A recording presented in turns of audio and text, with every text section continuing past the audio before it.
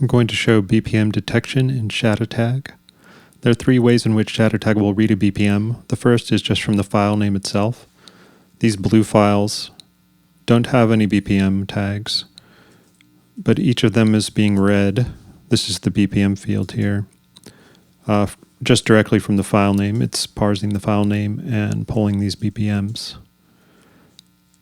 The second place that ShadowTag will read a BPM is from a tempo marker. If there's a marker in the file that starts with tempo, similar to how Logic will write a tempo marker, it will read that and place that there. The third way is with a direct BPM tag.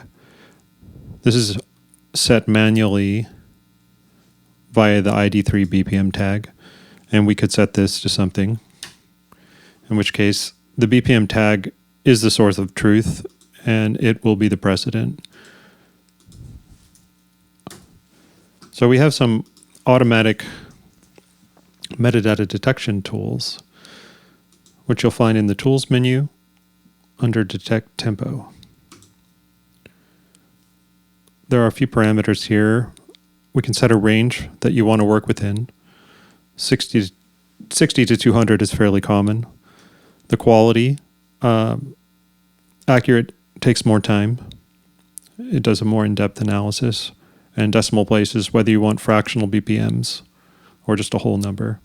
So let's go ahead and select all these and see what we get with balanced, which is a good balance of both accurate and fast.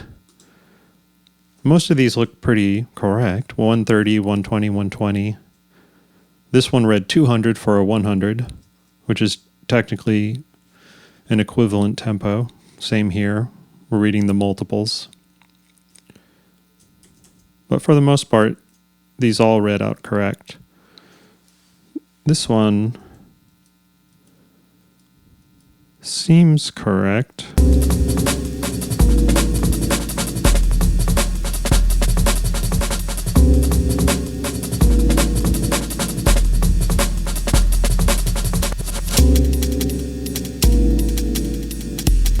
But as I start to look closer, I'm starting to see some amount of phasing with the transient against the bar line. So we're starting to see we're getting a little off here.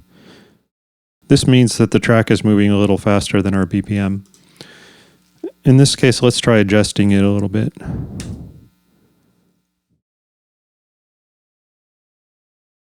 Closer.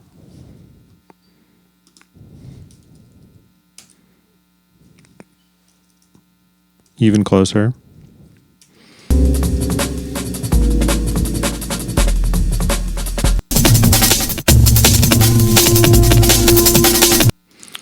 The reason that we have a metronome within ShadowTag is to be able to easily verify that when we're choosing these BPMs, we have a reference that will tell us that it's actually correct. I'm going to go ahead and snap my selection so I can just select bars a little easier. So maybe we just select one bar and that will snap to the bar.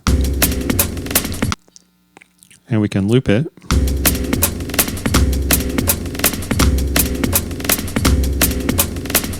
And the metronome is pretty spot on with the loop.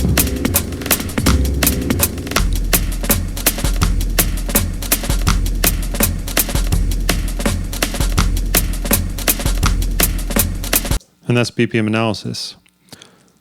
I'll quickly show you loudness analysis. This doesn't require a lot of explanation. There's no menu for it other than the action.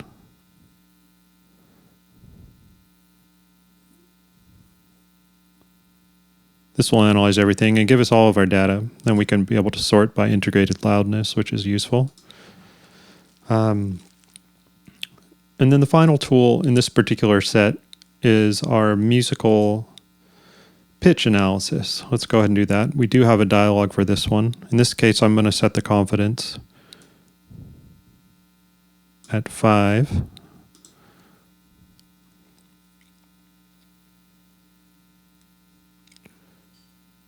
It got most of them at 5, but not all of them.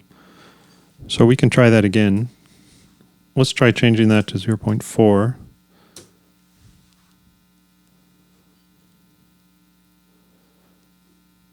So in that case, it did get those, and they are correct.